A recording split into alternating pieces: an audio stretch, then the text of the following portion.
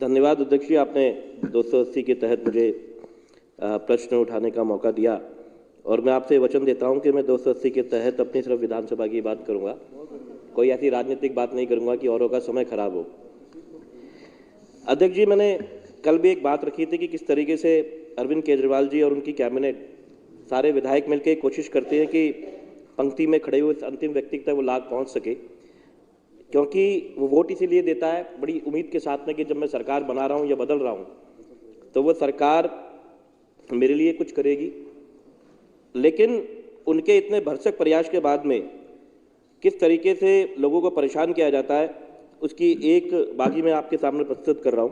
कल मैंने labour card की बात करी, आज मैं आपको पेंशन के बारे में बात करता हूं कि जो दिल्ली सरकार विधवा पेंशन देती है, इसके अलावा जो विधवा की बेटी की शादी में जो सहायता देती है 30,000 रुपये की, और लाडली योजना, इन सब के लिए पैसे देती है और इन सबको हमने काफ़ी बढ़ाया भी है और आगे बढ़ाने का प्रपोजल भी एलजी साहब के पास है।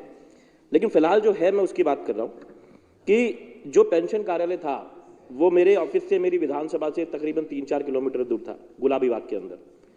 वजीरपुर के लोग वहाँ जाते थे तो क्योंकि ज़्यादातर जो लोग इस योजना का फ़ायदा लेने की कोशिश करते हैं वो महिलाएं ही होती हैं, क्योंकि विधवा महिला है, अपनी बेटी की शादी के लिए पैसे मांग रही है तो ऑब्वियसली वो महिला होगी। बुजुर्ग होती हैं, ज़्यादातर कम पढ़ी लिखी होती हैं और गरीब होती हैं।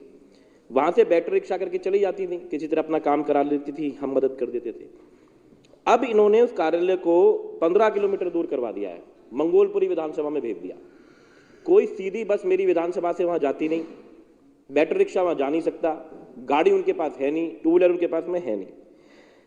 अब 400-500 रुपये एक चक्कर के लगने लगे उनके साथ में। जो कागज हम गुलाबी बाग में देते थे और उनकी पेंशन लग जाती थी, लाडली योजना का फायदा मिल जाता था, बेटी की शादी में पैसे मिल जाते थे, उसको 5-5 बार उन्हीं कागजों को वो बार बार कैंसिल कर देते हैं, बार बार कहते हैं ठीक नहीं है, बार बार कहते हैं बदल के लाओ। छोटी सी फोटो के पे लाइन आ गई, जैसे आपने चंडीगढ़ का चुनाव देखा था ना, लकीर आ गई, इसको निरस्त कर दो, ऐसे तंग करना है। अब क्या सुप्रीम कोर्ट जाए उसके लिए? वो विधवा कहाँ से क्या करेगी बेचारी, कहाँ शिकायत करेगी? तो ये बहुत ज़बरदस्त परेशानी वजीरपुर विधानसभा को हो रही है। मैं आपके माध्यम से एक निवेदन करता हूँ। वैसे तो सर मैं बार बार आपसे एक बात कहता हूँ कि मुझे ऐसा लगता है कि मैं यहाँ पे सिर्फ गाल बजाने के लिए आया हुआ हूँ। एक भी अधिकारी वहाँ नहीं है, एक सिंगल अधिकारी वहाँ पर नहीं बैठा हुआ।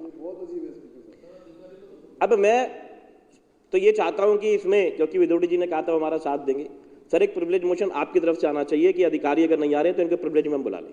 आप दिल्ली की जनता का साथ दीजिए और मेरे को लगता है कि आप हमारे बड़े हैं, समझदार हैं, आपको हमसे ज़्यादा तजुर्बा है। मुझे लगता है ये मोशन आप अपनी तरफ से लेके आए तो मैं आपका बहुत आभारी होऊंगा। मेरी प्रार्थना है। बहुत बहुत धन्यवाद। श्री प्रवीण कुमार जी।